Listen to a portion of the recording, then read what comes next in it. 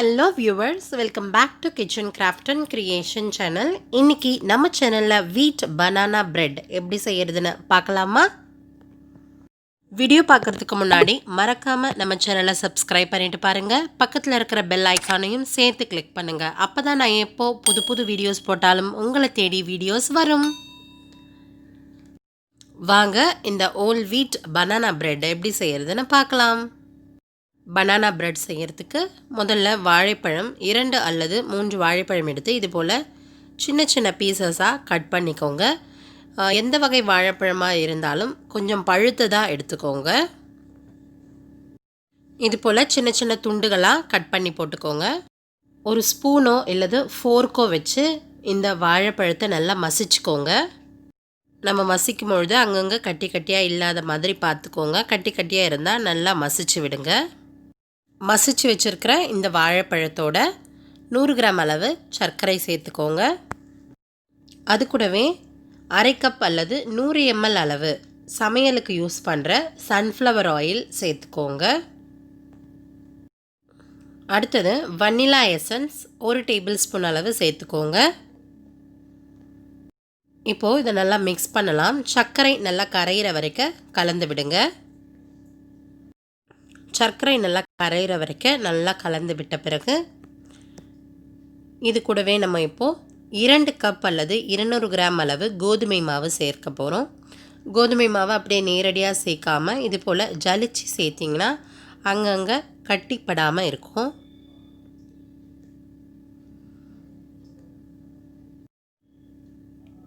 இது போல் நல்லா ஜலிச்சு எடுத்துக்கோங்க.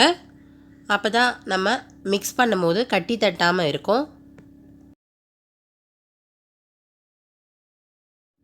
அடுத்தது இது கூட 1 டேபிள் ஸ்பூன் அளவு பேக்கிங் பவுடர் சேர்த்துக்கோங்க.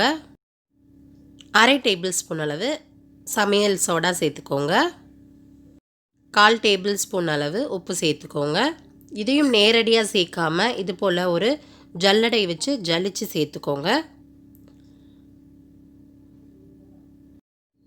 இதெல்லாம் சேர்த்த பிறகு இப்போ நம்ம மிக்ஸ் பண்ணிக்கலாம். ரொம்ப ஃபோர்ஸாக மிக்ஸ் பண்ணாமல் பொறுமையாக மிக்ஸ் பண்ணுங்கள். இந்த வாழைப்பழம் சர்க்கரை கலவையோட மாவு எல்லா இடத்துலையும் நல்லா படும்படி பொறுமையாக மிக்ஸ் பண்ணி விடுங்க. நல்லா மிக்ஸ் பண்ணி இது போல் ஒரு கன்சிஸ்டன்சிக்கு கொண்டு வந்துடுங்க. இப்போ இது கூடவே மேலும் சுவையூட்டுறதுக்காக நட்ஸு சேர்த்துக்கலாம். நான் இங்கே வால்நட் சேர்த்துருக்கேன். அதுதான் சேர்க்கணும்னு இல்லை, பாதாம் பிஸ்தா எது வேணும்னாலும் சேர்த்துக்கலாம். நட்ஸு சேர்த்த பிறகு மறுபடியும் ஒரு வாட்டி மிக்ஸ் பண்ணி விட்டுடுங்க. இது போல் ஒரு அலுமினியம் ஃபாயில் கண்டெய்னர் எடுத்துக்கோங்க. இதை தான் நம்ம இப்போது பேக்கிங் ட்ரேவாக யூஸ் பண்ண போகிறோம். உங்கள்கிட்ட பேக்கிங் ட்ரே இருந்தால் அதையே யூஸ் பண்ணிக்கலாம். பேக்கிங் ட்ரே இல்லாதவங்களுக்காக இது ஒரு சின்ன ஐடியா. நான் வீடியோவில் காட்டியிருக்க மாதிரி இந்த 4 ஓரங்களை இது போல் மடக்கி விட்டுட்டிங்கன்னா நமக்கு சூப்பரான ஒரு பேக்கிங் ட்ரே ரெடி ஆகிடும். ரொம்ப கம்மியான செலவில் ஒரு பேக்கிங் ட்ரே. இந்த ட்ரேயில் கொஞ்சமாக அரை டேபிள் ஸ்பூன் அளவு எண்ணெய் ஊற்றி எல்லா இடத்துலையும் படும்படி கிரீஸ் பண்ணி வச்சுக்கோங்க. அப்போ தான் கேக் மாவு இதில் ஒட்டாமல் வரும்.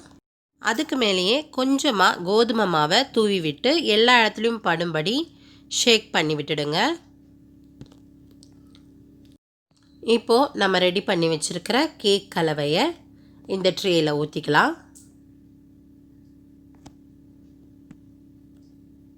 கொஞ்சம் கூட வேஸ்ட் பண்ணாமல் எல்லா மாவையும் நம்ம வழித்து கேக் ட்ரேயில் ட்ரான்ஸ்ஃபர் பண்ணிக்கலாம். இது போல் 2 முறை அல்லது 3 முறை தட்டுங்க. அப்போ தான் ஏர் பபிள்ஸ் ரிலீஸ் ஆகும். கேக்கை நம்ம வேக வைக்கிறதுக்காக ஸ்டவ் ஆன் பண்ணி ஒரு குக்கர் வச்சு அந்த குக்கர் உள்ள மண் அல்லது உப்பு கொட்டிக்கோங்க. அதுக்கு மேலே இது போல் ஒரு ஸ்டாண்டு வச்சு தட்டு போட்டு மூடி ஒரு 10 நிமிஷத்துக்கு இந்த குக்கரை சூடு பண்ணி வச்சுருங்க. இப்போ குக்கர் 10 நிமிஷமாக சூடாக இருக்குது. ரொம்ப பத்திரமாக நம்ம ரெடி பண்ணி வச்சுருக்கிற இந்த கேக் மிக்ஸை உள்ளே வச்சிடலாம். ஒரு தட்டு போட்டு மூடிடுங்க. ஹீட் எஸ்கேப் ஆகாமல் இருக்கிறதுக்காக வெயிட்டான ஒரு பொருளை இந்த தட்டுக்கு மேலே வச்சுருங்க. அப்போ தான் ஹீட் வெளியில் போகாது.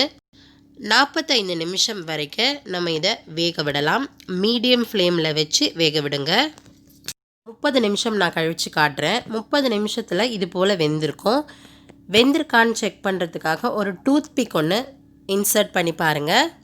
அது ஒட்டாமல் வந்திருக்கான்னு பாருங்கள். இல்லை, இப்போ பார்த்தீங்கன்னா இந்த குச்சியில் இன்னும் மாவு பிசு பிசுன்னு ஒட்டிகிட்ருக்கு. மறுபடியும் ஒரு 10 நிமிஷம் நம்ம தட்டு போட்டு மூடி வேக வைக்கலாம். 35 நிமிஷம் கழித்து ஓப்பன் பண்ணி பார்க்கலாம். இப்போ வெந்துருச்சான்னு செக் பண்ணுறதுக்கு மறுபடியும் ஒரு டூத்பிக் இன்சர்ட் பண்ணி பார்த்தீங்கன்னா கையில் பிசு பிசுன்னு ஒட்டலை. இப்போ வெளியில் எடுத்துடலாம். ஒரு 10 நிமிஷத்துக்கு நம்ம இதை அப்படியே ஆற விட்டுறலாம். 10 நிமிஷம் கழித்து இதை நம்ம ஸ்லைசஸாக கட் பண்ணிக்கலாம். பாருங்கள், எல்லா பக்கமும் நல்லா வெந்து வந்துருச்சு. ஆற விட்டுட்டு ஸ்லைசஸாக கட் பண்ணிக்கோங்க. அவ்வளோதான், பனானா பிரெட் ரெடி. இந்த சூப்பரான சுவையான ஹோல் வீட் பனானா பிரெட்டை நீங்களும் உங்கள் வீட்டில் செஞ்சு பாருங்கள். செஞ்சு ஈவினிங் டைமில் டீ கூட சர்வ் பண்ணுங்கள். ரொம்ப ரொம்ப ருசியாக இருக்கும்.